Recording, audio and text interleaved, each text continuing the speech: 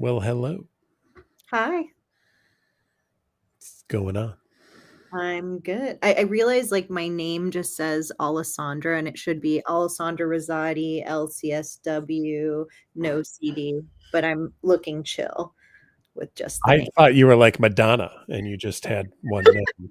I didn't know Yeah, you had you know what? a Madonna, last name or yeah, anything. Yeah. I'm hmm I'm punk like that, so Very nice. yeah. Well, I'll change it right now though, so that I look official. we Because wouldn't want to be anything but, right? Yeah. yeah. Oh, here we go. There you go. Oh, my. Look at that. Well, you're no longer cool because now you have more than one name. So Yeah. you're just like the rest of us. I mean, Well, oh yeah, keep no, go going. ahead. Go ahead. You can say Oh, it. I was just gonna say that it's just funny. My imposter syndrome would be like, Alessandra's good enough. Yeah. So, No. And let's be honest. No, it's not. No, it's yeah. not. Well, everyone, welcome once again to another episode of the Wednesday night webinar brought to you by NoCD. NoCD, an online platform for the treatment of OCD or related conditions. We're happy to have you here. We treat OCD, body focused repetitive behaviors, tics. We do work with hoarding. And one of my personal favorites are NoCD 411 sessions. If you're looking for help, but you're not quite ready for prime time therapy, or you're a family member or friend and want to know more about OCD or related things, you can set up an appointment with us. We'd be happy to meet with you and chat about that. Not a therapy session, but it's a good info session. And you can do all of that through nocd.com. That's nocd.com. And we work in the UK, Canada, Australia, and the US of A. And we do take insurance in the States also. I am joined tonight by a person who has more eyeglasses than anyone I have ever met in my life. Alessandra Rizzotti. Hello. Alessandra. Hi, how are How are you? you? I am well. How are you? Good, good. I that is a fact. I have more than 30 glasses and I only justify that because I have purchased them at like a very low rate, so I can afford them. Are they all prescription or are they?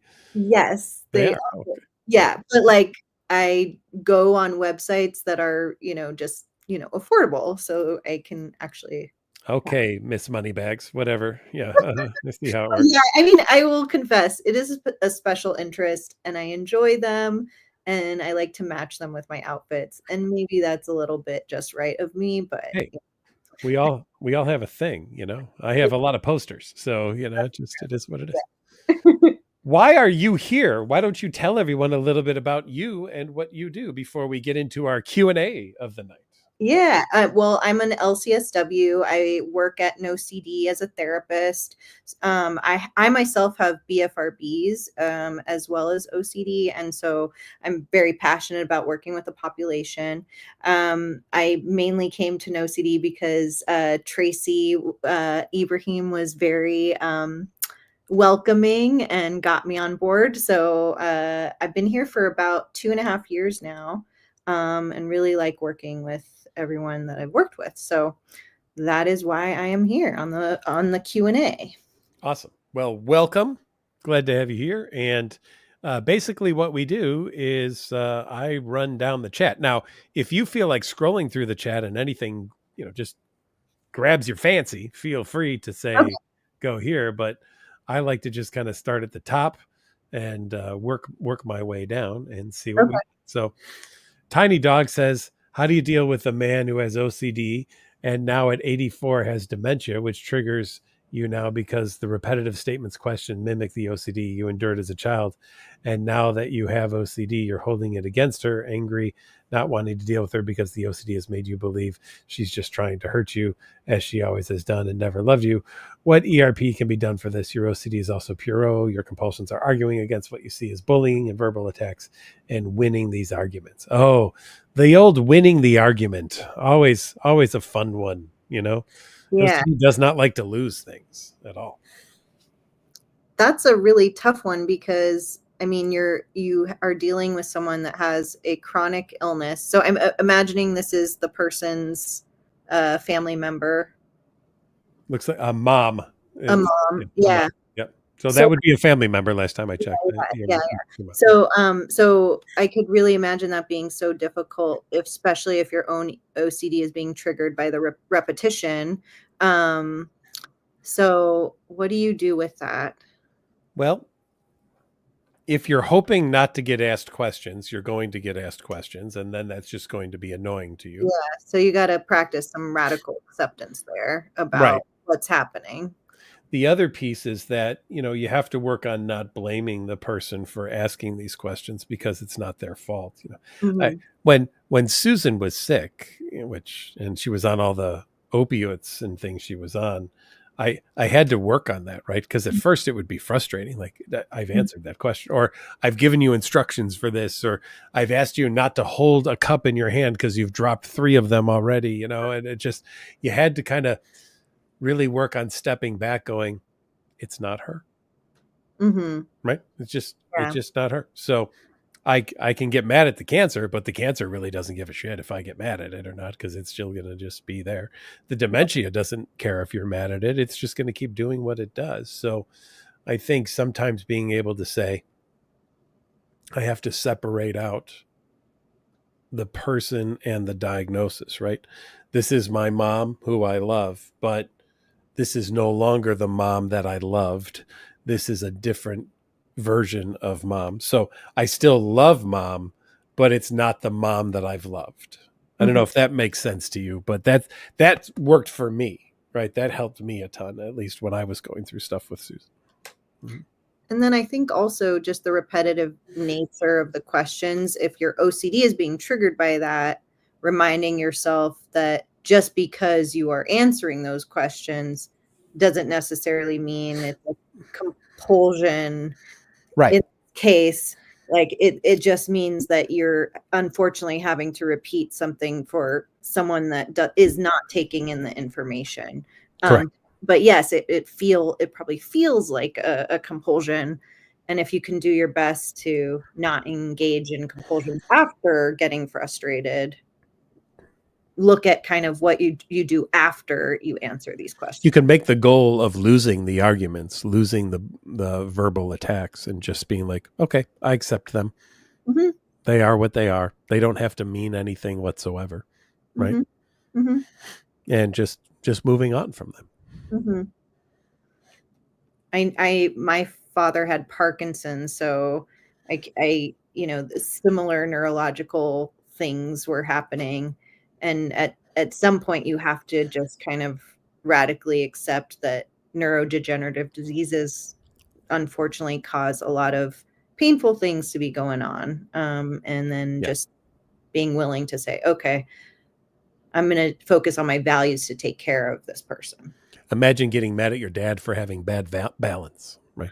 Yeah, that's just that wouldn't be helpful for me or for him. Right. But it's easy to do, to get frustrated. Yeah. You're a human, right?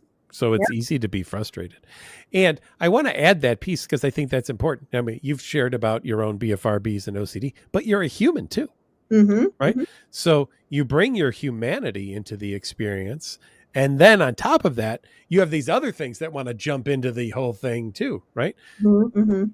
OCD would make me guilt myself for getting frustrated. And I think it's super important, if you're experiencing guilt for getting frustrated, to remind yourself that that is not a helpful emotion in that moment, because it's not helping you be a caregiving person to your loved one. And to focus more on saying, okay, I notice this and I'm going to let it be here, but I'm not going to let it keep going, because guilt can in itself become a compulsion. Yeah. Awesome. Wow. That is a water canteen going on there. Holy moly. Got to drink my water throughout the day. This is the first time I've had water today. So. You are not going to dehydrate. I'm impressed. Yeah. Okay. No. Sometimes I would just see the size of the water bottle that someone would have, and I would have some ideas already diagnostically about what was going on, because people with panic would bring these massive water bottles into sessions. Oh, really? Yeah, because they were very afraid of either being dehydrated or if it got really hot, or if their throat started closing, they felt that water would keep everything open and lubricated, and therefore they wouldn't have a problem. Oh, So, interesting. I don't have panic disorder, but yeah. I only keep it in this big of a thing because it's easier to remember Sure. Yeah. to drink it. For you, yeah. But it just, for me, it was always interesting. It's like, how much water will they bring in today? There were a few people I had to ban water from the session from, because the water became a safety behavior. They felt, I'll do any of the exercises as long as I have my water with me, or my phone with me, or something like that. So sometimes we would ban those things. Okay. Well, then maybe I don't know if it's a safety behavior or not. Maybe it is. In this case, I will. In this case, it sounds like you want some water. So I'm good with that. Yeah. Although Bruce. I'll admit, I get nervous with these things. So, Yeah. I mean, I have something to drink too. Yeah. Bruce says, Patrick and Alessandra, I've tried TMS for numerous sessions, 53. You don't believe that it's helped you. Can you share experience with this? Have you seen that things begin improving when patients keep going with it, or does it just not work sometimes? Do you know much on TMS? Have you done some? Yeah, I mean, I've had a couple of patients or a couple of members do TMS. Mm-hmm. Some have long-term benefits, some don't. It really depends on how you engage with the therapy. Just like ERP, if you're not doing your homework consistently, you're probably not going to have as much benefit as you would if someone was doing homework. So it just depends on what you're taking in, what you're learning, all of that stuff.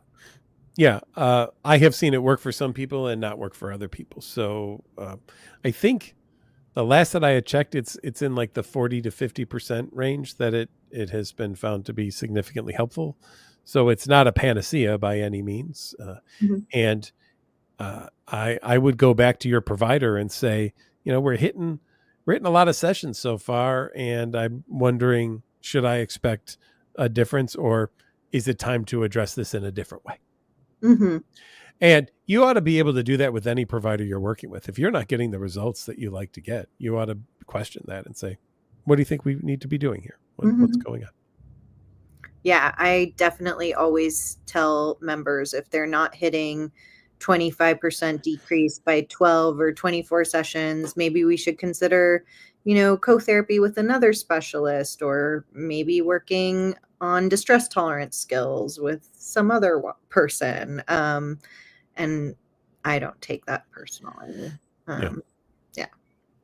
Jack says, I obsess that I'm not thinking correctly. If I think the right thoughts, if there's something wrong with my brain, I also obsess about how anxious I feel all the time, making me feel more anxious. Mm-hmm. By the way, just so you know, I always read the questions in case we have any people who have visual issues. So I like them to know the question we're answering.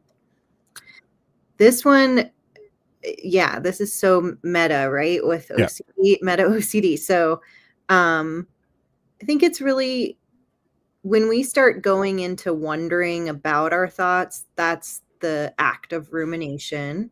And so we want to pause in those moments and not try to figure out those moments. So it sounds like you're trying to figure out if your brain works, or if you're thinking correctly, and maybe you're not. I don't know if you're thinking correctly or not. I could have like everyone has thousands upon thousands of thoughts per day, and maybe some are thinking correctly, maybe not. I think the more important thing is to ask yourself, what are your core fears? What are you afraid will happen if you're not thinking correctly? I wonder how I would know if I'm thinking correctly or not. Yeah, I don't even know what that would look like, to be honest. So, or what are the right thoughts to have? Yeah. In any given situation, like, take the last election, right? There was pretty split across the country. So was one group not thinking the right thoughts and another group thinking the right thoughts? Or some would think that the one side was thinking right and the other side was not thinking right. So correct, right? And the other side would think they were thinking right and the other side was thinking right. So who was thinking right? would be my question in a situation like that, right? Mm-hmm. And I think all of us, if we don't have OCD, would think that we think right. And if we do have OCD, it wouldn't be uncommon for us to wonder if we're thinking right, because OCD is the doubting disorder. And therefore, where's it going to attack? Mm-hmm. Anywhere that it can throw doubt in. And one of those ways that you could doubt something would be, of course, I wonder if I'm thinking the right way. Mm-hmm. Mm-hmm. And probably the anxiety keeps building for this person for Jack, because you are engaging in probably mental compulsions around checking your thoughts, maybe. So maybe being aware of what your mental compulsions are um, Mm-hmm. could help you get that awareness to pause and not engage with them. Yeah. And also obsessing how anxious you feel all the time, making you feel more anxious. I'm gonna bet, Alessandra, the more you thought about how you felt didn't help things as you were going through your own treatment and everything, right? No, Yeah. no. If I kept being like, oh my God, why am I thinking this way? Or why am I feeling this way? Then it puts you into more of a struggle. Mm-hmm. So part of it is then accepting how you feel, no matter how you feel, and recognizing that as a human, we have a range of feelings, but OCD will tell you there's only a certain range we're allowed into, and anything out of that range is bad or needs to be checked or something like that. Mm-hmm. Exactly. Quentin says, could we please talk about distinguishing social anxiety from OCD about social situation? Intrusive memories of social situation where you feel like you made a mistake trigger tics for you. You say also, I have autism, so a lot of your childhood was spent mentally reviewing social situations to try to figure them out. It seems like people with autism without OCD do the same thing. I would say they do similar things. I've seen that, right? So in some way, Quentin, I'm less concerned about if it's social anxiety or OCD, and I'm much more concerned about what is the exposure and response prevention therapy that we're going to do for that, because I would do ERP for both. If you came to me for social anxiety, we would create a hierarchy of social situations and fears and mistakes and do mistake practice and all those things. And if you had OCD, worrying about social situations and judgment, and you were doing compulsions to try to neutralize them, I would still work on let's expose you to social situations and then have you not do compulsions. But remember, if you have social anxiety, you may not be doing compulsions, but you might be doing other safety behaviors like using substances or seeking reassurance or distracting yourself or avoiding certain things. So, in the end, to me, I'm, again, less concerned about the differentiation between the two and much more concerned about you making sure that you're doing good ERP for that. Mm-hmm. And probably not questioning if you're doing something right or wrong too in the whole process. So if you are going to be doing social exposures, engaging with groups or going into public spaces, it would be important to just kind of allow yourself to be present, notice your feelings and thoughts, and then not engage in the mental compulsions that are occurring as you start to notice maybe what if thoughts and things like that. And boy, isn't it easy to tell people don't engage in mental compulsions? But let's go further than that, right? I mean, Yeah. that's how do I we mean, not do that is really yeah. the question, right?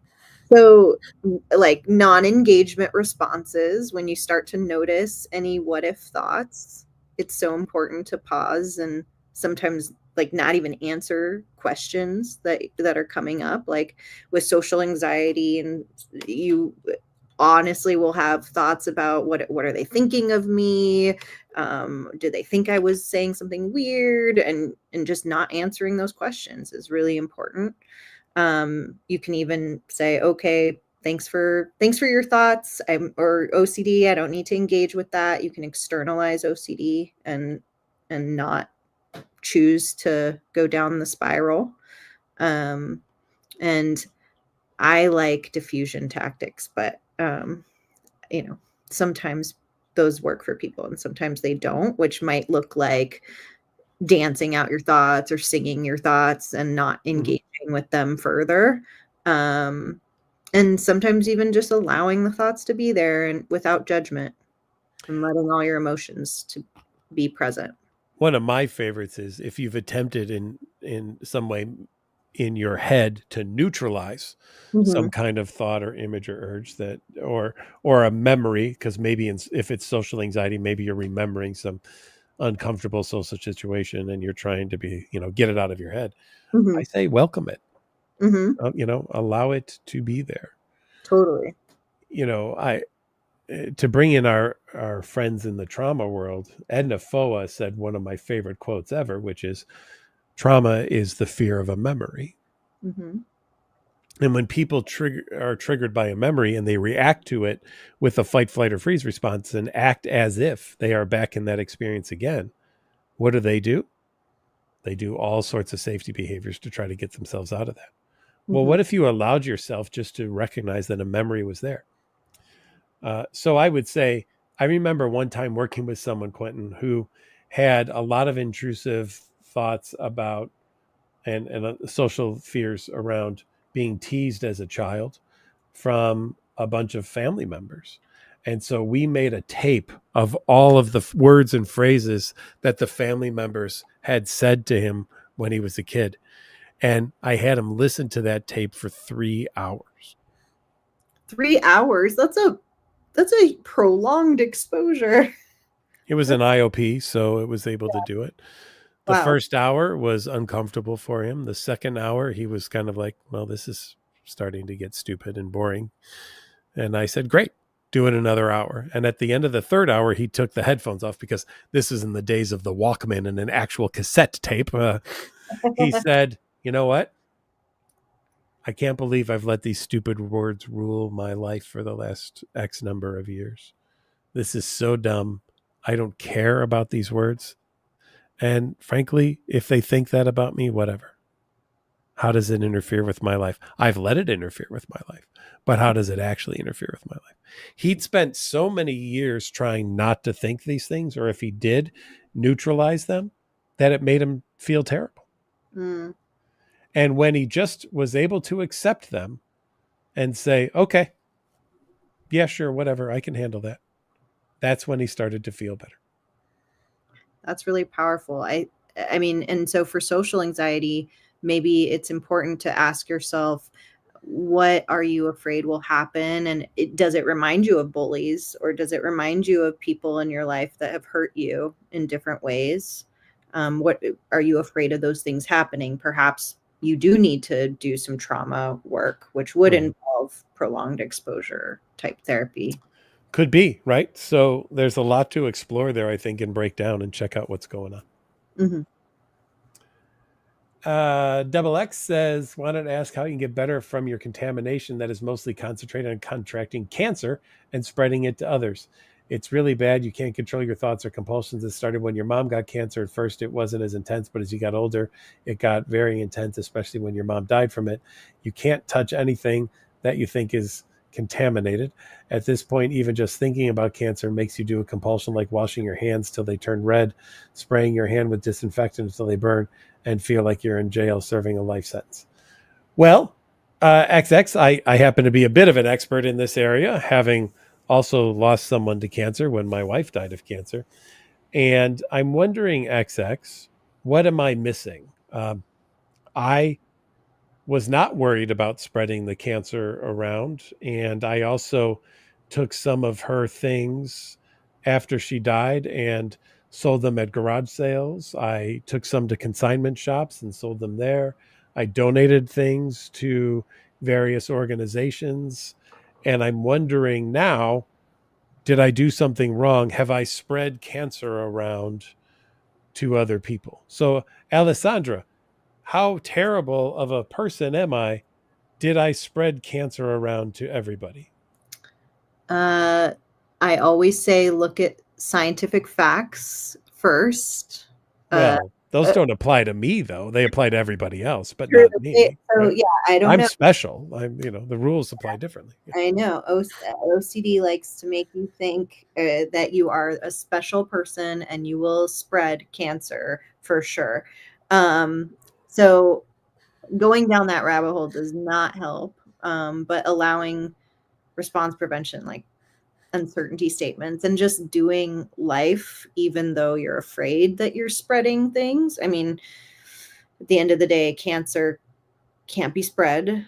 Not to my knowledge. I don't know. I would have to talk to cancer specialists.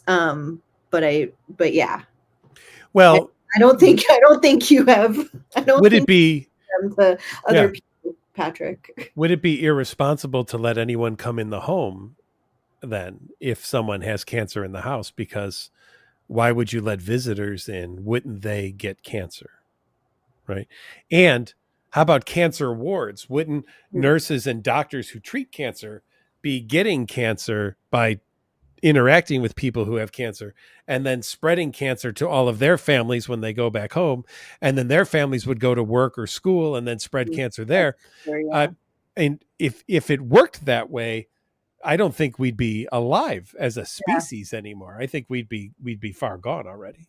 Definitely. I mean, cancer doesn't act the same way as COVID did.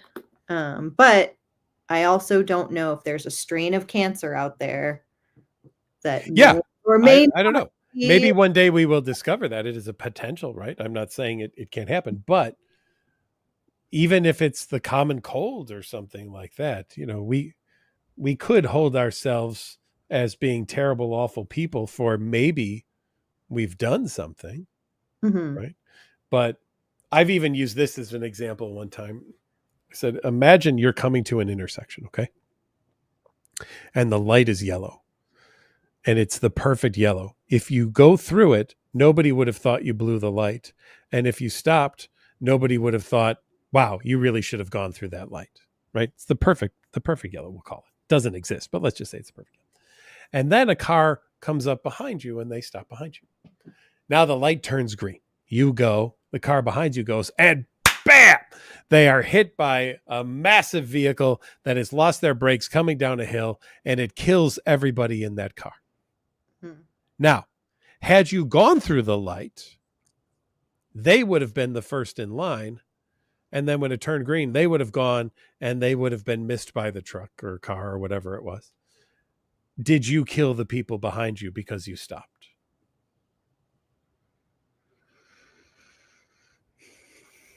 Yeah, OCD wants me to think I'm responsible, but I'm not going to take that responsibility. And let's say you didn't stop, right? Let's say that you went. So that car behind you is now the lead car, and behind them is a bus full of children. Ooh. And now the light turns green. That first car goes through this, and now the bus goes, and bam! The whole bus full of children is killed by this vehicle that has lost all of its brakes. Did you kill all the children? Because you went through the light. OCD would love for me to be the one, to be the person. But at the end of the day, trying to go through all those questions and trying to figure out who is responsible and who's not, all those what ifs just don't help. Just makes you more paralyzed. So yeah, I do not like going down those questions. Right. Trying to figure them out. Right. But OCD does, right? Yeah, I mean, it's a favorite pastime. Yeah. OCD is like, yeah, let's figure out how horrible of a person you are. Yeah. I'd love to devote the next 78 hours to that. That sounds great. Let's do it. Yeah. Let's figure it out. Yeah. Alessandra, did you ever think hard enough about something and come up with an answer that OCD said, oh, wonderful. Thank you? No. Okay. Never. Just thought I would ask. No one has ever said yes to that, but I just thought I would ask you to. Yeah, nothing is good enough for OCD. Mm-hmm. If you could spend hours on something and it will never feel satisfied. So you don't want to keep giving it ammo because it will just continue to want more. Mm-hmm.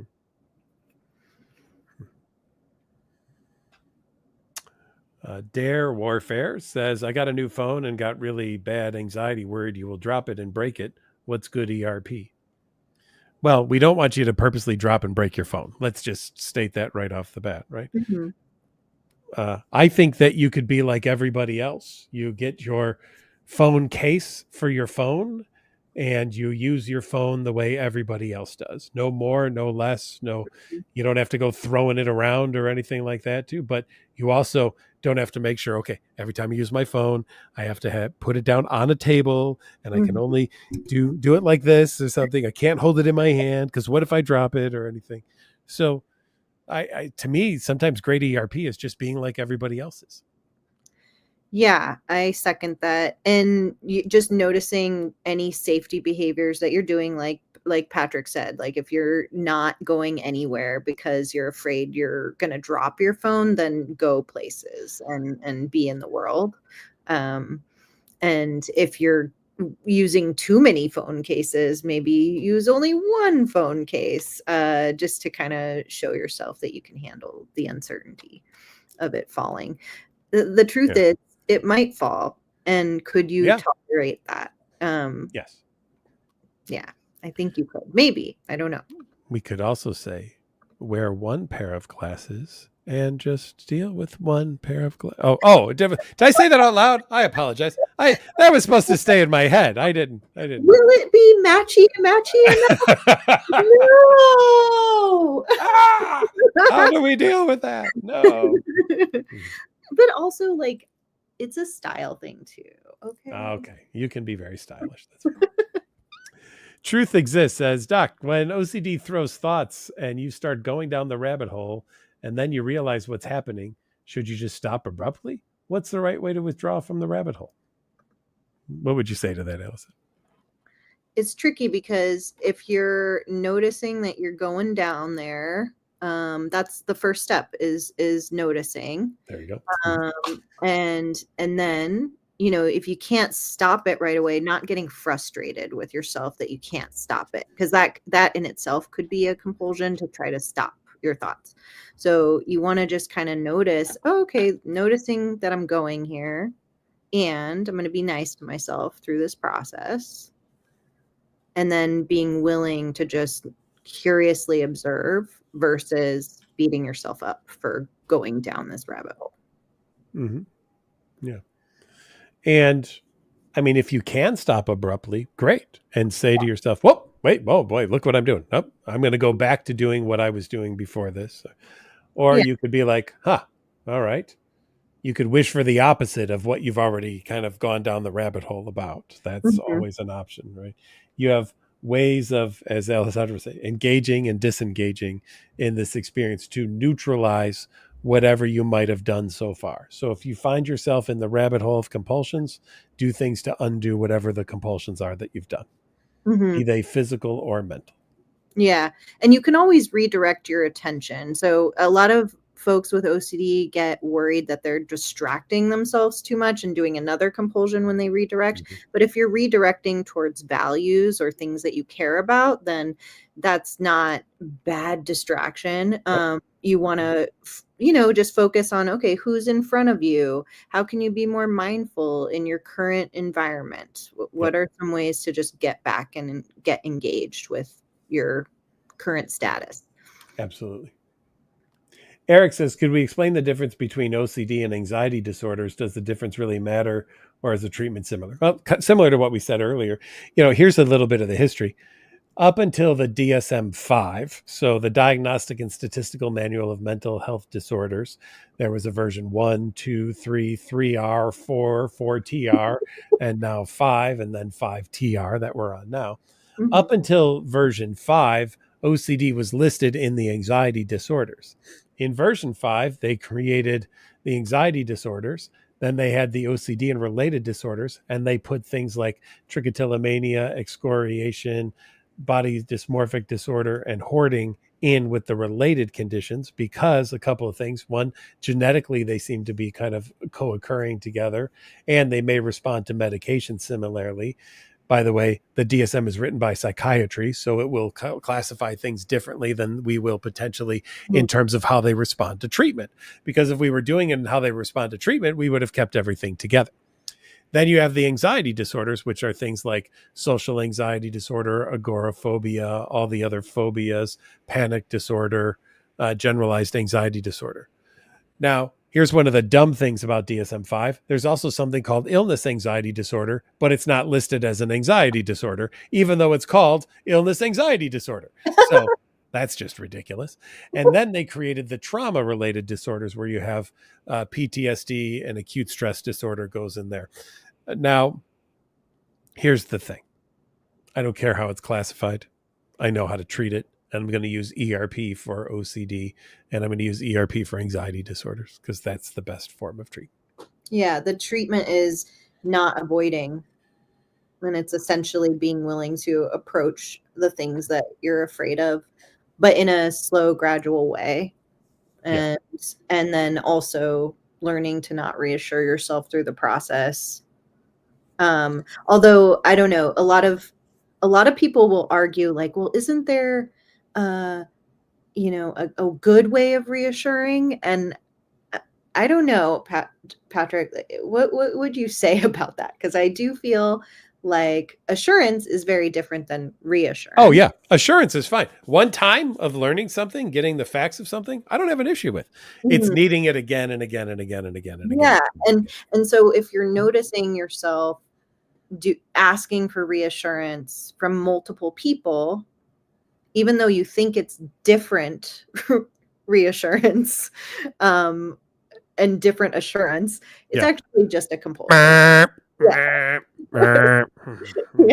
So the treatment is to allow the anxiety and to not get reassurance through the process of it. Correct. Yeah. Yes, very much so. Remember this, everyone. I always talk about this in my lectures. There's 5 safety behaviors that you want to work on eliminating. Avoiding the things you're afraid of. Seeking reassurance from everyone you know that you'll be fine and that everything will be okay. Mm-hmm. Distracting yourself as much as possible if you do have to face something you're afraid of. Mm-hmm. Getting drunk or high as a way to manage any uncomfortable feeling that you may not want to have. And doing compulsions, which might be physical or mental behaviors to neutralize obsessions. If you do those 5 things, you will stay stuck. Mm-hmm. If you work on eliminating those 5 things, you can learn how to live life without anxiety and OCD ruling your life. Mm-hmm. And BFRBs and different things too. Mm-hmm. Right? Okay. Yeah, my fun anecdote. Well, how personal can we get here?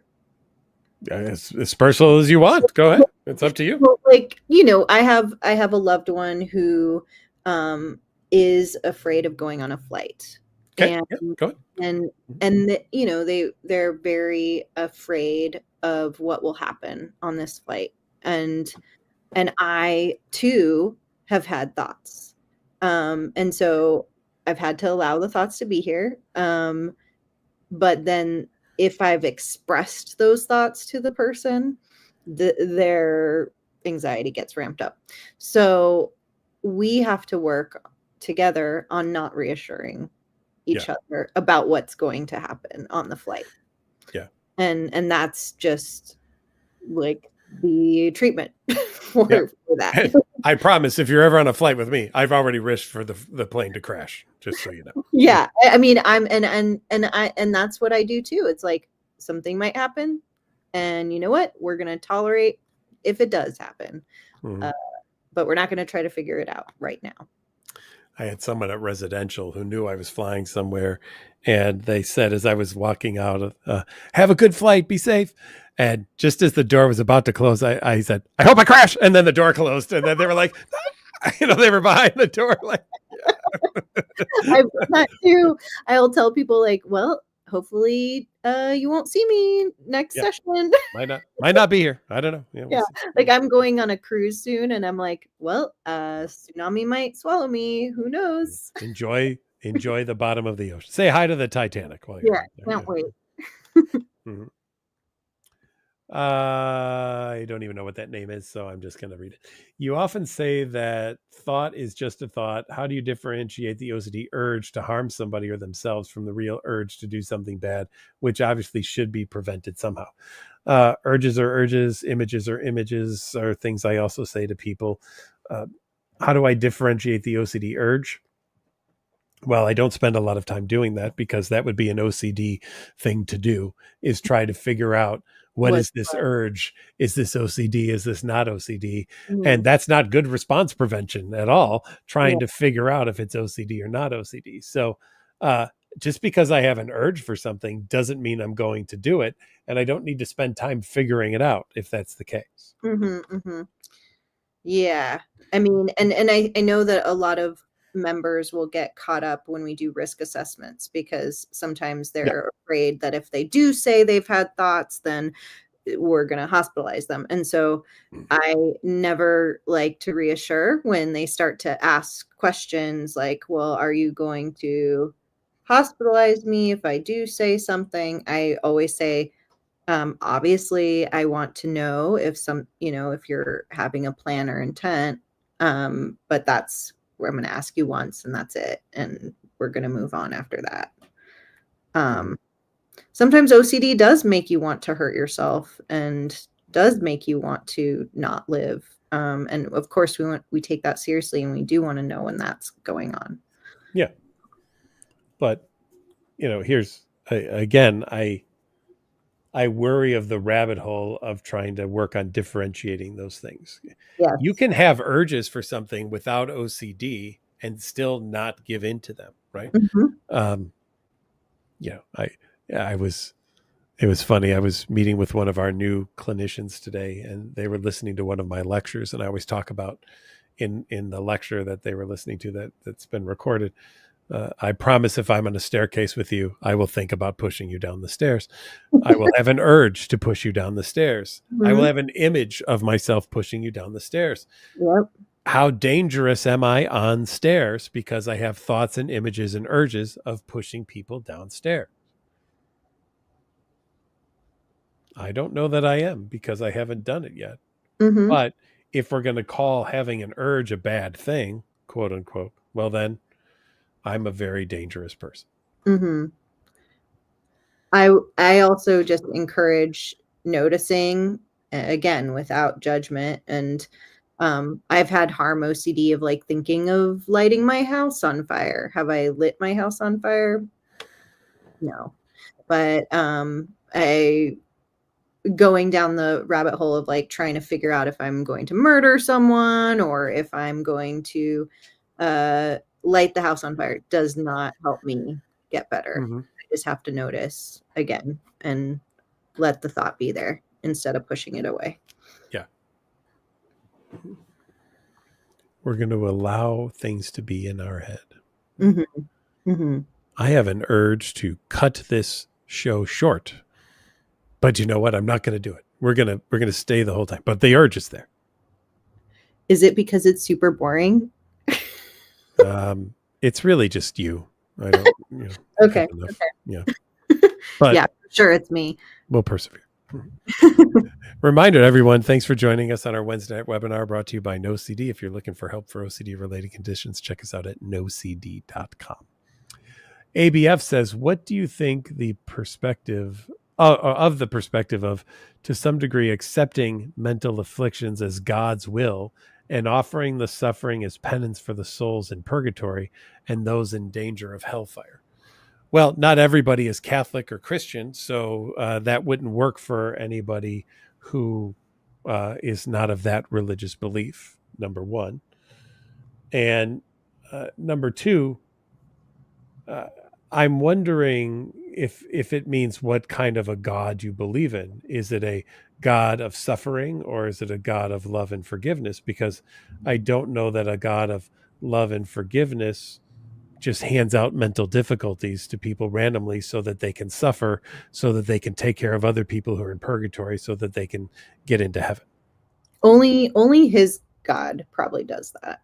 Like, or her God. I don't know what ABF is yet, but Yeah, who knows? but maybe ABF's God is like that and has sent a message to them about it, but I just don't see any evidence of it being that, right? Hmm. If that's the case, why would atheists get OCD, Hmm. right? They're Yeah. they're not offering any penance to the souls in purgatory. Mm-hmm. And I'm Jewish, so I have OCD, so I don't know. So there's no Yeah, purgatory for you. Yeah. yeah, Mhm. yeah. There's Mhm. definitely no purgatory. So maybe, yeah, maybe I don't know. We're not gonna figure that one We're out. not going to figure that one out, I guess. Yeah. So, is it possible for an atheist agnostic to have scrupulosity? Oh, now we're up my alley. Welcome to my world, everyone. Here we go. An obsession about possible afterlife and punishment. It doesn't make sense at all on the logical side, but it causes a lot of distress anyway. Well, let's first say, of course, it doesn't make sense on the logical side. OCD is not a logical problem.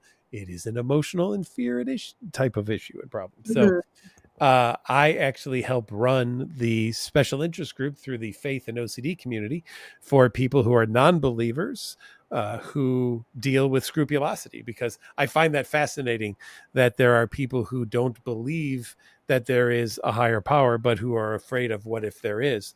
And after treating somebody who had that once, I was like, I was like, oh yeah. And so definitely when we do our conferences every year, we have a support group and a group for this. And we have people who attend all the time who have this very thing. So you cannot approach this from a logical issue, right? mhm, Because you're right. Logically, it would make no sense, but it's a fear issue. I know that there's no higher power, but just in case I'm wrong, maybe I should say a prayer anyway, just to be sure, even though I know that it's not necessary whatsoever. That would be scrupulosity for people who are atheist or agnostic, right there. Mm-hmm.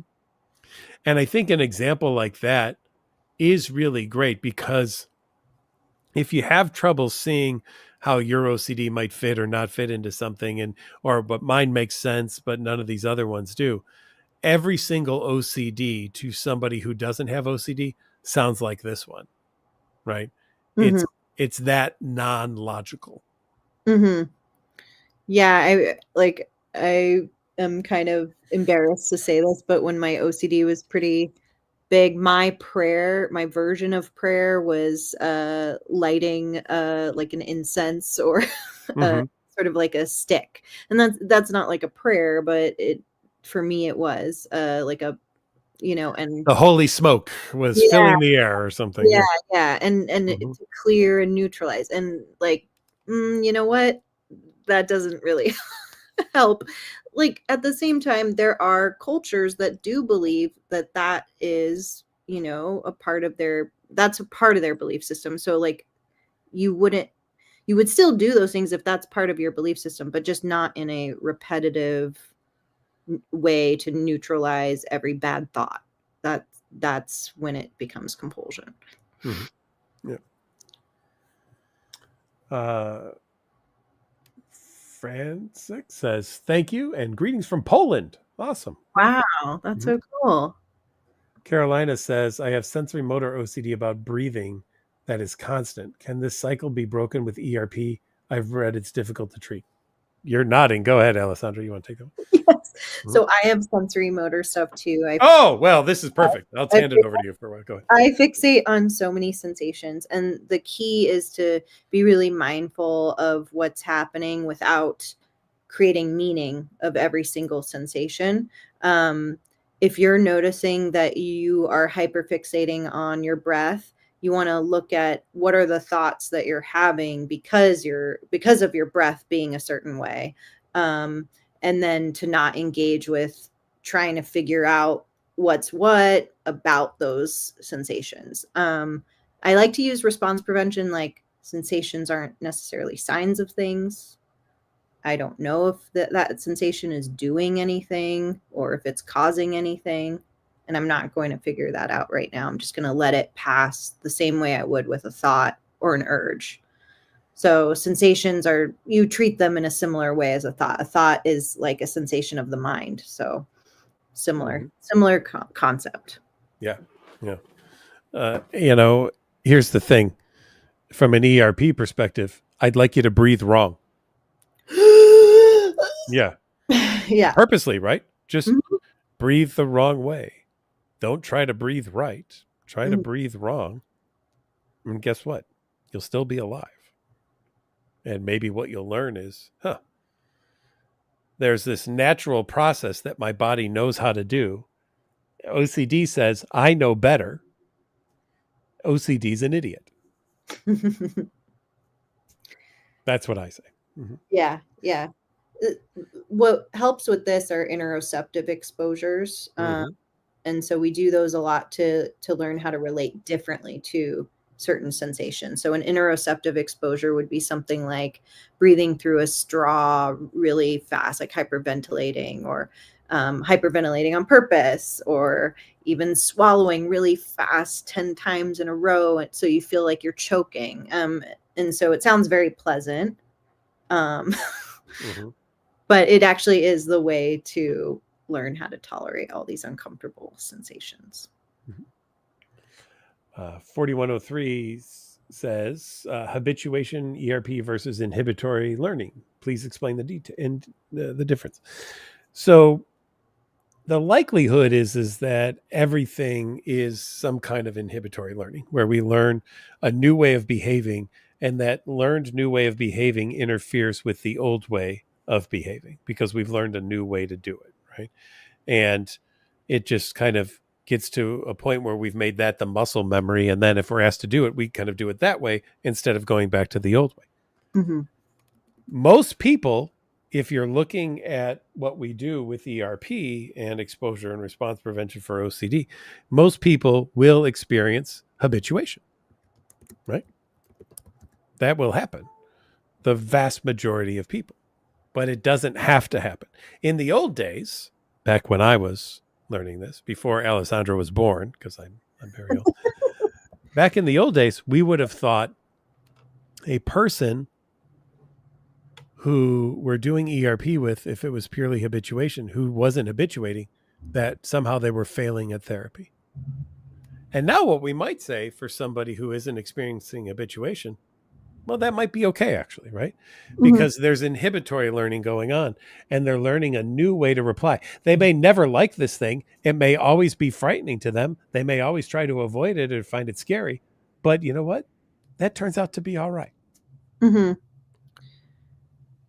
Yeah, I think even like if you can learn something in a state of fear, as long as you're learning something, like for example, that you could tolerate a sensation, or you could tolerate a discomfort of some kind, that's showing your brain that you can handle something that maybe you didn't know you could handle before.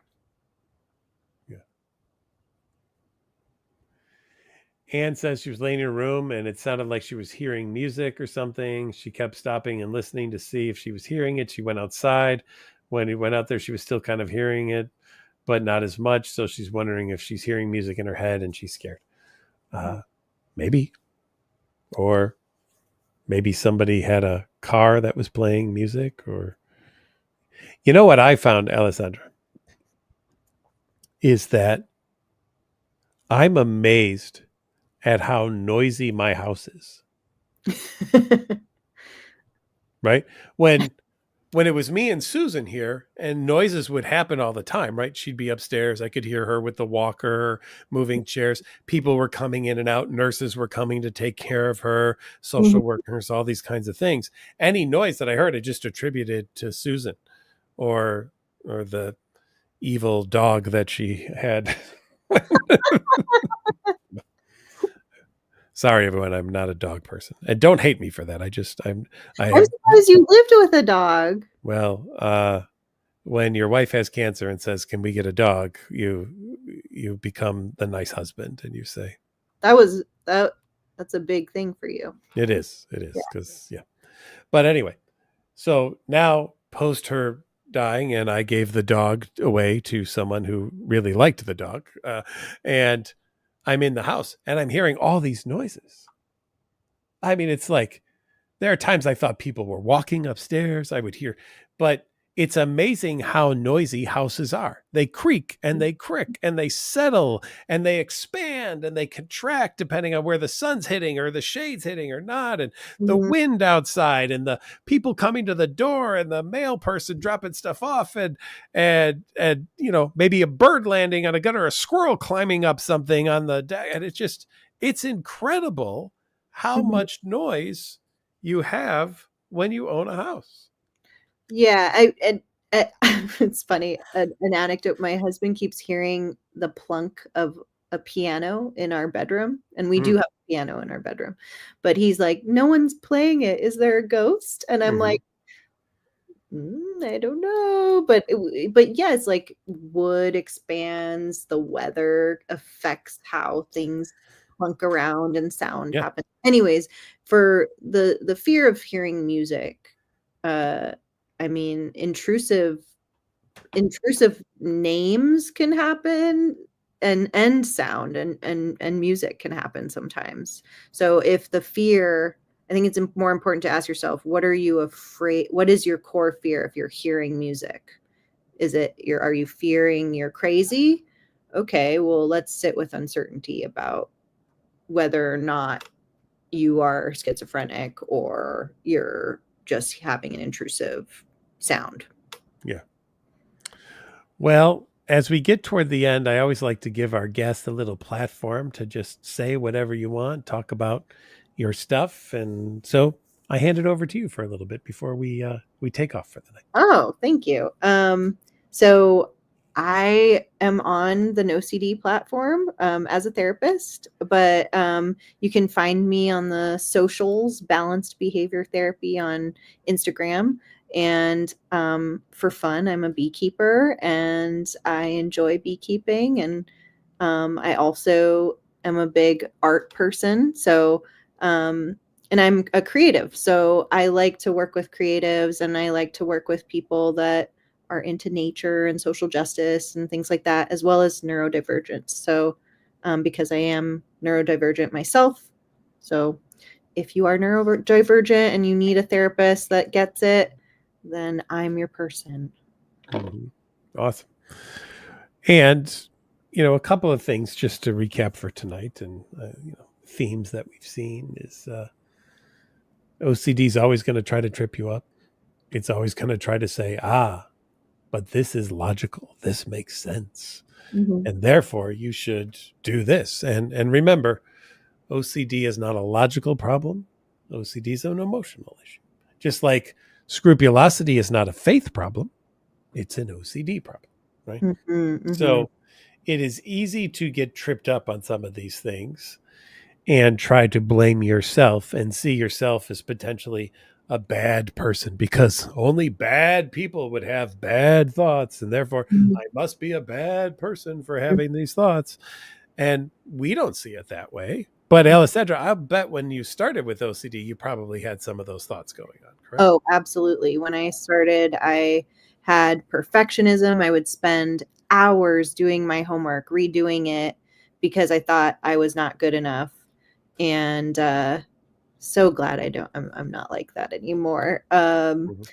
So yes, and OCD will move around, it will play whack-a-mole and it will make you think of other themes. So just because you're thinking of being a bad person one month doesn't mean that that's going to happen the next month. So you really want to just remind yourself that it's all the same thing at the end of the day. It's all about doubt, and you want to be willing to tolerate the doubt. I have wished for this ceiling to collapse on me so many times it's pathetic. And it's still up there. It's still there. So um One day, you know what? I've actually seen people's ceilings collapse on yeah, them. it could happen, right? It could happen. I Happen. might do it and then an earthquake hits here or something like that. It is a Is it possibility. possible? Yeah. But here's the deal. OCD says possibility equals probability, and therefore thinking something is just like doing something, right? And Mhm. that's what we call thought action fusion. And what we want you to do is to recognize that you can have a thought, you can have an image, you can have an urge, and it doesn't have to actually mean anything, right? Mhm. OCD wants to give it meaning. We don't have to.